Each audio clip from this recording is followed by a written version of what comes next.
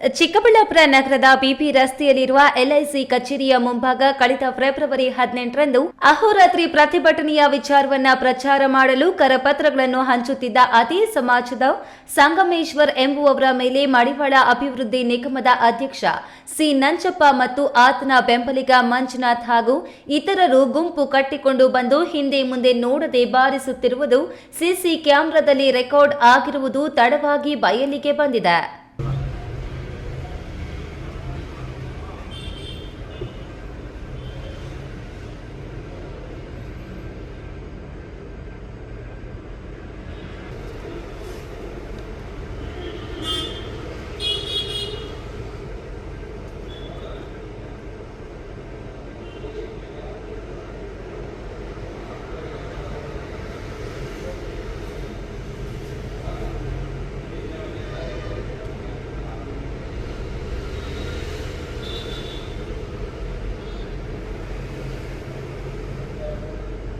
ಇನ್ನು ಯಾವುದೇ ಪ್ರಚೋದನೆ ಇಲ್ಲದಿದ್ರೂ ಕಿಡಿಗೇಡಿಗಳ ಗುಂಪು ಅವಾಚ್ಯ ಶಬ್ದಗಳಿಂದ ನಿಂದಿಸಿ ಸಂಗಮೇಶ್ವರ್ ಅವರ ಮೇಲೆ ಕೈಯಿಂದ ಹಲ್ಲೆ ನಡೆಸಿದ್ದಾರೆ ಎಂದು ದೂರಲಾಗಿದೆ.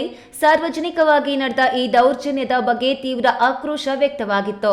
ಘಟನೆ ನಡೆದ ಆರಂಭದಲ್ಲಿ ಪೊಲೀಸರು ಎನ್ಸಿಆರ್ ದಾಖಲಿಸಿಕೊಂಡಿದ್ರು. ಆದರೆ ಪ್ರಕರಣದ ಗಂಭೀರತೆಯನ್ನ ಪರಿಗಣಿಸಿ ಇದೀಗ ನ್ಯಾಯಾಲಯದ ವಿಶೇಷ ಅನುಮತಿಯೊಂದಿಗೆ ಚಿಕ್ಕಬಳ್ಳಾಪುರ ನಗರ ಪೊಲೀಸರು ಎಫ್ಐಆರ್ ದಾಖಲಿಸಿದ್ದಾರೆ.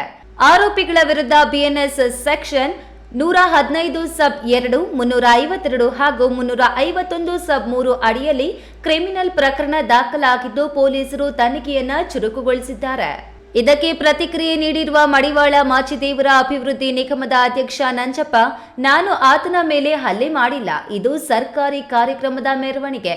ನೀನು ಬೇಕಾದ್ರೆ ಕನ್ನಡ ಭವನದಲ್ಲಿ ಬಂದು ಹಂಚಿಕೋ ಎಂದು ಹೇಳಿದ್ದೇನೆ ಅಷ್ಟೇ. ಆಗ ನಮ್ಮ ಸಂಘದ ಜಿಲ್ಲಾ ಮತ್ತು ಪದಾಧಿಕಾರಿಗಳು ಇದ್ರು.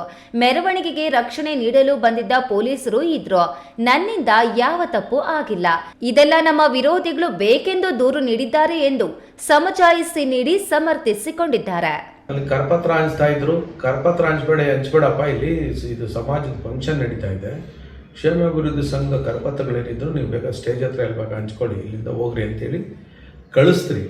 ಕಳಿಸಿದ್ಮೇಲೆ ಹಿಂದೆ ಹೋದ್ರು ಏನು ಮಾಡ್ಕೊಂಡ್ರು ಗೊತ್ತಿಲ್ಲ ನಮಗೆ. ನಮ್ಮ ಸಮಕ್ಷಮದಲ್ಲಿ ಯಾವುದೇ ಗಲಾಟೆ ನಾವು ಅವನು ಹೊಡೆದಿಲ್ಲ. ನನ್ನನ್ನು ತೇಜಾವಧ ಮಾಡೋಕ್ಕೋಸ್ಕರನೇ ಇದು ಒಂದು ಪಿತೂರಿ ಅಂತಲೇ ನಾನಂತೂ ಆರೋಪ ಮಾಡ್ತಾ ಇದ್ದೀನಿ. ಯಾಕೆಂದರೆ ನಾವು ಏನು ನಿಗಮದ ಅಧ್ಯಕ್ಷರಾದರು ಇವರು ಅದಕ್ಕೆ ಇವ್ರನ್ನೇನಾದರೂ ಮಾಡಿ ಅವ್ರಿಗೆ ಕಾಲೆಳೆಯಬೇಕು, ಅವ್ರಿಗೆ ಅವಮಾನ ಮಾಡಬೇಕು ಅಂತ ತೇಜಾವಧ ಮಾಡೋಕ್ಕೋಸ್ಕರನೇ ಇದನ್ನು ಮಾಡಿದ್ದಾರೆ. ನಾವು ಯಾರಿಗೂ ಅವ್ರ ಮ್ಯಾನ್ ಹ್ಯಾಂಡ್ಲಿಂಗ್ ಆಗಲಿ ಯಾರಿಗೂ ಮಾಡಿಲ್ಲ. ಸುಮ್ಮನೆ ಇದು ಇಷ್ಟ ಇದೆ. ಸತ್ಯಕ್ಕೆ ದೂರವಾಗಿ ನಮ್ಮ ಮೇಲೆ ಆರೋಪ ಮಾಡಿದ್ದಾರೆ. ಇದು ಸತ್ಯಕ್ಕೆ ದೂರವಾಗಿದೆ. ಇದನ್ನು ನಾನು ಖಂಡಿಸ್ತಾ ಇದ್ದೀನಿ. ಈ ಥರ ಮಾಡಬಾರ್ದು. ಒಟ್ಟಿನಲ್ಲಿ ಮಡಿವಾಳ ಸಮಾಜವನ್ನ ಎಸ್ಸಿ ವರ್ಗಕ್ಕೆ ಸೇರಿಸಬೇಕೆಂದು ನ್ಯಾಯಯುತವಾಗಿ ಪ್ರತಿಭಟನೆಯ ನಡೆಸಲು ಕರಪತ್ರ ಹಂಚುತ್ತಿದ್ದ ವ್ಯಕ್ತಿಯ ಮೇಲೆ ನಡೆದ ಹಲ್ಲೆ ಪ್ರಕರಣ ಈಗ ಕಾನೂನು ಹೋರಾಟ ಹಾದಿ ಹಿಡಿದಿದ್ದು ಆತ ಪ್ರಭಾವಿ ವ್ಯಕ್ತಿಯಾಗಿದ್ದು ಸರ್ಕಾರಿ ಜವಾಬ್ದಾರಿಯುತ ಸ್ಥಾನದಲ್ಲಿದ್ದಾರೆ. ಅಂತ ವ್ಯಕ್ತಿಯನ್ನ ಪೊಲೀಸರು ಬಂಧಿಸಿ ಕಾನೂನು ಕ್ರಮ ಜಾರಿಗೊಳಿಸುತ್ತಾರಾ ಕಾದು ನೋಡಬೇಕಿದೆ. ಕೆಎಸ್ ನಾರಾಯಣಸ್ವಾಮಿ, ಈ ನ್ಯೂಸ್ ಟಿವಿ, ಚಿಕ್ಕಬಳ್ಳಾಪುರ.